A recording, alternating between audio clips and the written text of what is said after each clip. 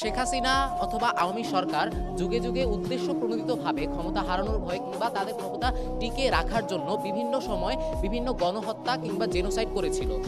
এখন মাননীয় স্পিকার আর একবার লক্ষ্য করুন, আজ থেকে এক যুগ আগে যখন 28 ফেব্রুয়ারি 2013 সালে আল্লামা দেলোয়ার হোসেন সাঈদীকে মিথ্যা মামলার রায়ে ফাঁসি দেওয়া হয়েছিল, সেই ফাঁসির বিচারে যখন আসলে জনগণ প্রতিবাদ করেছিল, সেই প্রতিবাদে শেখ হাসিনা তাদেরকে গণহত্যা করেছিল। খালেদা জিয়া তখন বিরোধী দলীয় নেতা ছিল, সে এই গণহত্যাকে জেনোসাইড হিসেবে প্রচার করেছিল। তার মানে আপনাকে বুঝতে হবে যে খালেদা জিয়া তথা বিএনপি যখন তারা বিরোধী দলীয় দল ছিল, তারা জামাতের পক্ষে ছিল। তার মানে জামাত এবং বিএনপি মিলে তখন আসলে একটা বড় পাওয়ার হোল্ড করত, এবং এই ভয়ের কারণেই পরবর্তীতে আওয়ামী লীগ ক্ষমতা হারানোর ভয়ে এই বিষয়টি ধামাচাপা দেওয়ার চেষ্টা করে।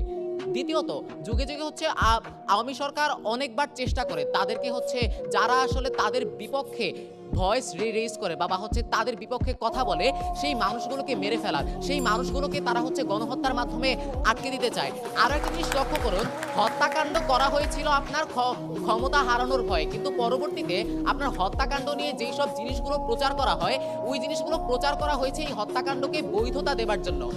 আমরা যদি উদাহরণ হিসেবে লক্ষ্য করি, 2024 সালে যখন আবু সাইদকে হত্যা করা হয়েছিল, তখন আসলে সে ক্ষমতা হারানোর ভয়ে হত্যা করেছিল, কারণ এই কোটা আন্দোলনের মাধ্যমে পরবর্তীতে একটি জনমত তৈরি হয়ে তাকে আসলে ক্ষমতা থেকে সরিয়ে দিয়েছিল।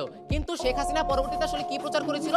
শেখ হাসিনা পরবর্তীতে প্রচার করেছিল এটি জামাত ইসলামীর দ্বারা সংগঠিত একটি গণহত্যা। তার মানে আপনার যেই গণহত্যাগুলো আদিকাল থেকে হয়ে আসতেছে, ওই গণহত্যাগুলো আসলে ক্ষমতা হারানোর ভয়ে করা হয়েছিল, কিন্তু আপনার পরবর্তীতে যেই সব কথাবার্তা বলার চেষ্টা করে তারা বা জঙ্গির কথা বলে, সেগুলোকে বৈধতা দেবার জন্য করা হয়েছিল।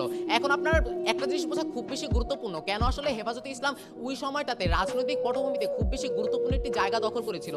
আপনাকে একটা জিনিস বুঝতে হবে যে যখন হেফাজতে ইসলামী আসলে আন্দোলনরত ছিল, তখন তারা ঢাকার 6টি প্রবেশ মুখ দখল করেছিল। তাদের পক্ষে ছিল জামাত, বিএনপি কিংবা আপনার বড় বড় রাজনৈতিক দলগুলো।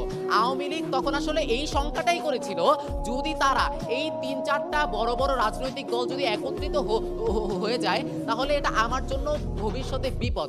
আপনি একটা জিনিস লক্ষ্য করুন, হেফাজতে ইসলামী কিন্তু ডিএমপির অনুমতি নিয়ে আন্দোলনটা করেছিল, কিন্তু তারপরও কেন তারা আসলে সময় চেয়ে নিচ্ছি একটু, কিন্তু তারপরও কেন আসলে তারা গণহত্যা করেছিল? কারণ তার মধ্যে এই ভয়টা ছিল বা এই সংখ্যাটা ছিল যে পরবর্তীতে এই বিএনপির মাধ্যমে প্রমাণটা কি আসলে আপনার খালেদা জিয়া সরাসরি বলে দিয়েছে যে হেফাজতে ইসলামীর এই আন্দোলন করাটা একটা গণতান্ত্রিক অধিকার।